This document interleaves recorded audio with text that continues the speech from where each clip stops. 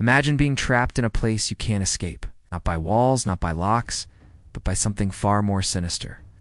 A house that seems alive, pulling you back in no matter how hard you try to leave. Welcome to the mystery of the house that won't let you leave. But is it a curse or something darker? The tale of the house that won't let you leave starts in a small, quiet town nestled away from the hustle and bustle of city life. It's a place where everyone knows everyone's name, and secrets are harder to keep than one might think. But even in this peaceful town, there lies a mystery so deep that no one dares to speak of it aloud. The story of a house that keeps its visitors captive forever. At first glance, the house appears just like any other, located at the end of a long, overgrown road surrounded by dense trees. Its once white paint has faded to an eerie gray. Broken windows, an overgrown garden, and a front porch that creaks with every gust of wind. These are the first things you notice. But as you step closer, something doesn't feel quite right. The air is thick, almost heavy, as if the house itself is breathing, watching, waiting. People from all over the town have tried to leave, but no one has ever succeeded. The house somehow finds a way to pull them back. Some say it's the old rumors of a curse. Others believe it's the work of spirits trapped within the walls, desperate to keep new souls from escaping. But no one really knows. What is certain, though, is that once you enter, you're never truly free. The house seems to have a mind of its own, and no matter how hard you fight, it always gets what it wants. A handful of people have tried to leave the house, but it doesn't let them go so easily. Some make it as far as the door before the ground beneath their feet seems to shift, pulling them back inside. As though the house itself is reaching out with unseen hands, dragging them into its dark embrace. The few who have managed to escape claim that the house changed them. They can never forget the chilling sensation of being watched, of hearing whispers in the walls, of feeling trapped in a never-ending nightmare. But what is the truth? Is the house truly alive? Or is it just the result of a legend that grew too big to ignore? And if the house has been around for so long, who built it and why? No one knows the answer for sure, but the stories and the warnings have been passed down for generations. It's a place where time seems to stand still, and the very nature of reality bends, leaving those who visit it questioning everything they once believed. The story of the house goes far beyond the spooky legends and whispered tales. To truly understand why no one can leave, we must go back to its origin, an origin steeped in mystery and darkness. The house was built in the early 1800s by a man named Edwin Carver, a well-known architect of his time. But what set Edwin apart from other builders wasn't just his skill. It was his obsession with creating something that defied all logic and reason. Many of his designs were unconventional, even bizarre, but none compared to what he built at the end of the quiet road in that small town. Carver was known for being reclusive, rarely seen in public except for the occasional trip to the local tavern. But even then, he would never speak of the house he was constructing. No one knew much about it, but there were whispers that he was working on something dangerous. Something that would change the very fabric of time and space. When the house was finally completed, it looked like something out of a nightmare. The structure was built in a way that defied all conventional architectural rules. Rooms that seemed to go on forever. Staircases that led nowhere, doors that opened into nothingness, and windows that seemed to distort the view outside. It was as if the house had been designed to trap anyone who entered it. But the strangest thing of all was the energy that seemed to pulse from the house. Visitors described an overwhelming feeling of dread as they approached, as if they were being pulled into the depths of something far more powerful than they could comprehend. Some say Carver had used forbidden knowledge to design the house, incorporating occult symbols into the walls, floors, and ceilings, believing that they would imbue the structure with enough power to make it eternal. However, Edwin Carver's fate would not be one of glory. One stormy night, he disappeared without a trace. The house stood silent, as if it had swallowed him whole. No one ever saw him again, and as the years went by, the house gained a reputation for being haunted. Yet oddly enough, it was unto the spirits of the dead that were said to haunt the house. It was something far worse. The house seemed to take on a life of its own. It began to change, shifting and warping, as if the very walls and floors were alive. People who entered spoke of hearing strange noises, whispers in the dark, and a constant, unsettling sensation that they were being watched. Those who dared to stay the night would often vanish by morning, leaving behind only the faintest traces of their existence. Some say the house feeds on the souls of its inhabitants, trapping them within its walls forever. The town, of course, tried to warn others, but with each warning came more curiosity. And with each new soul that entered the house, the mystery grew deeper. No one ever truly leaves, not in the way they came. As the years passed, the eerie events surrounding the house that won't let you leave only intensified. The stories about its mysterious powers spread far and wide, drawing the curious and the brave, but also the desperate. Some came seeking answers, others searching for an adventure, and some simply believed they could conquer whatever force lay within. But all were met with the same fate and inability to leave, no matter how hard they tried. One of the most chilling cases involved a young couple, Sarah and James, who moved to the town in search of a fresh start. They had heard the rumors, of course, but thought little of them. Curious and eager to explore the strange history of the house, they ventured to the old abandoned mansion one afternoon. They were greeted with silence, a silence so profound that it felt unnatural, as if the world around them had ceased to exist. Inside, the house was even more unsettling than they had imagined. The air was thick with the scent of mildew, the floors creaked underfoot, and every room they explored seemed to stretch and twist in ways that defied logic. It was clear that the house was not just old, it was alive. At first, nothing seemed out of the ordinary. But as the sun began to set, the atmosphere shifted.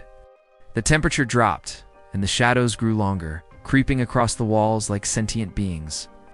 Strange noises echoed from the walls, whispers that grew louder, faint cries for help that seemed to come from nowhere. The couple decided to leave, but that was when they realized something terrifying. The front door wouldn't open. No matter how hard James tried to turn the handle, it was as if the house itself was locking them in. Panic set in, and Sarah began to scream. But the more she screamed, the more the house seemed to close in on them. Every door, every window, every path they tried to take led them back to the same room, the living room. Desperate and terrified, they tried every possible escape route. But the house's maze of corridors seemed to shift and change, making it impossible to find their way out. No matter how long they searched, they could never find the door they had entered through. It was as if the house itself was playing a game with them, shifting its structure just to torment them. The couple spent hours, maybe even days, trying to escape, but the house refused to let them go. And just as it seemed they were on the brink of collapse, the whispers grew louder. No longer a faint echo, but a chorus of voices all around them.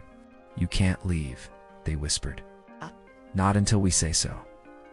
When the townspeople finally found them, Sarah and James were no longer the same.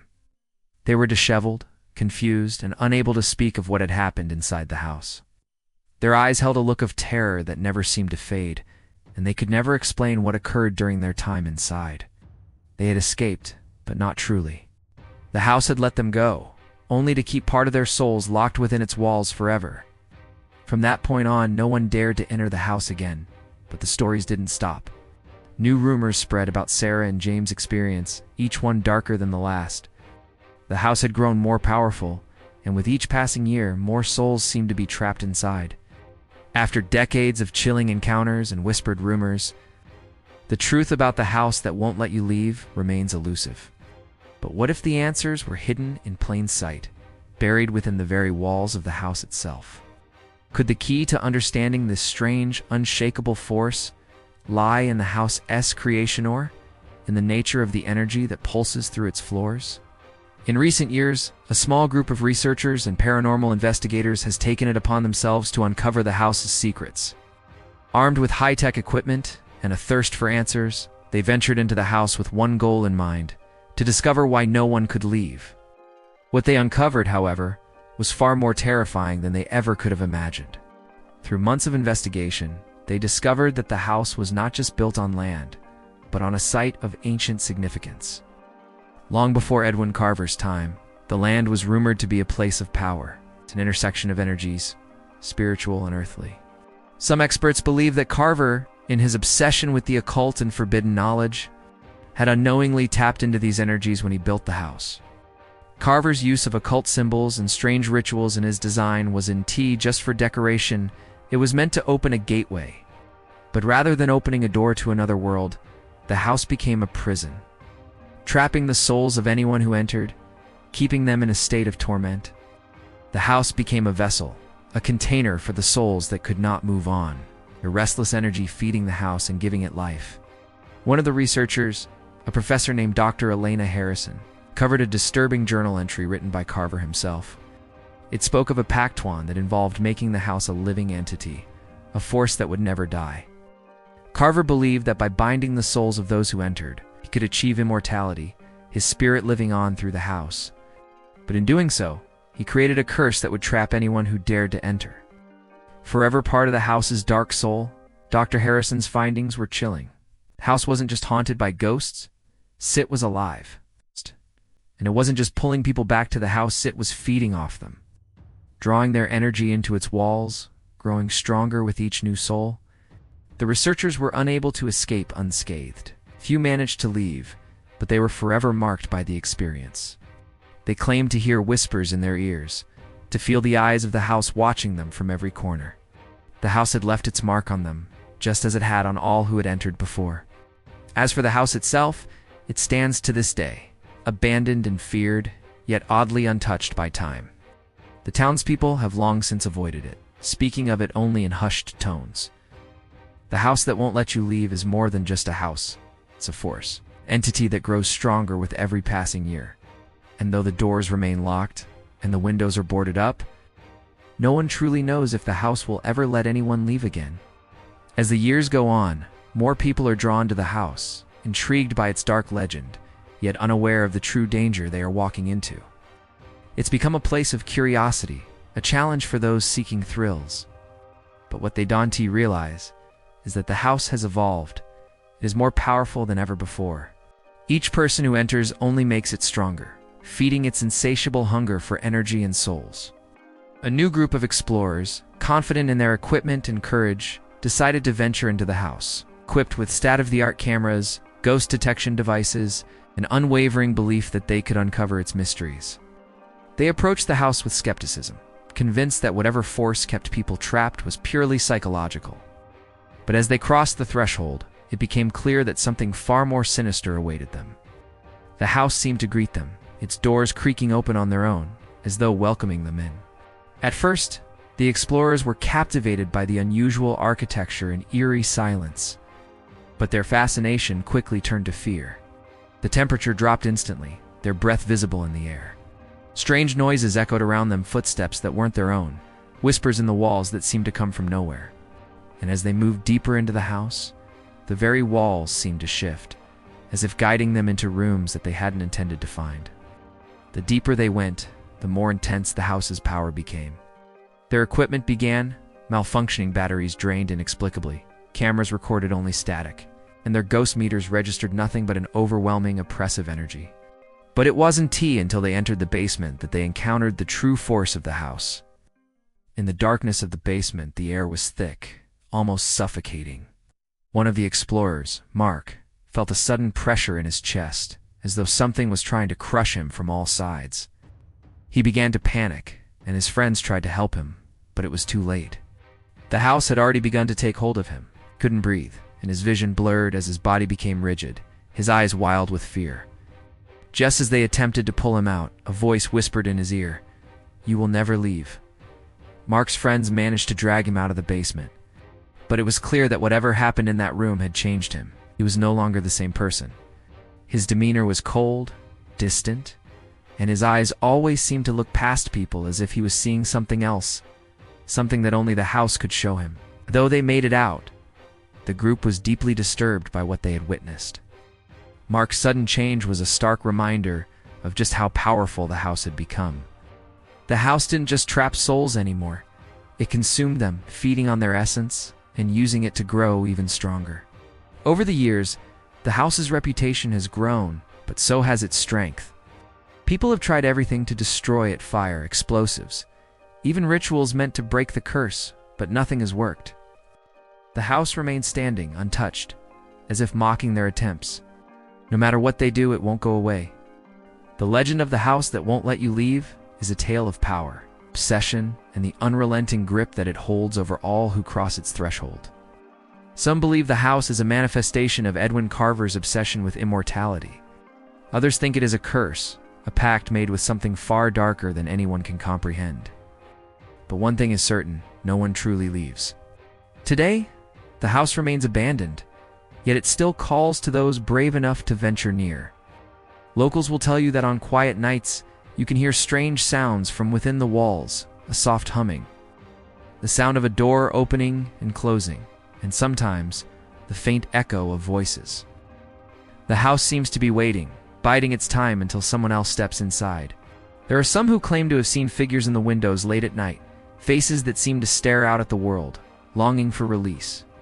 But the faces are not those of the dead. They are the faces of the lost souls still trapped inside, forever drawn to the house, unable to escape its pull.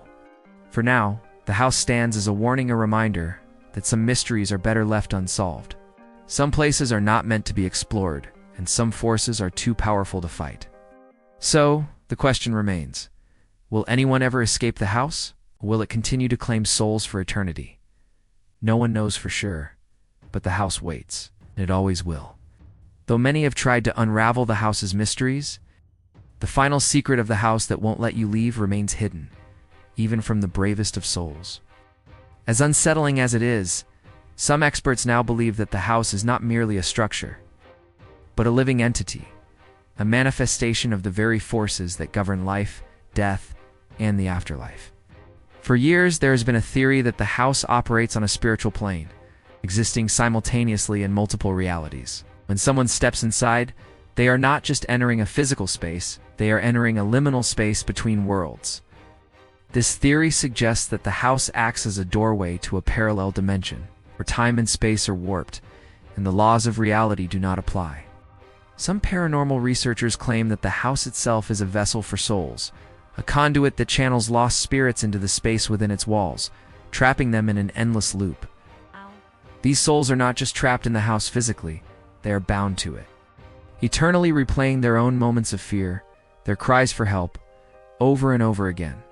The house feeds on their energy, using it to strengthen itself, creating an endless cycle that no one has been able to break. One particularly disturbing account came from a researcher named Dr. Samuel Gray, who spent years studying the house and its strange effects on those who entered. He theorized that the house was more than just a prison for souls, it was a spiritual factory, drawing in the life force of anyone who crossed its threshold, using them to fuel its dark power. Dr. Gray, who was one of the few to survive an encounter with the house, claimed that while inside he saw things that defied explanation. He saw individuals who had entered the house years before, still trapped in their own personal purgatory, wandering the endless halls with blank expressions on their faces.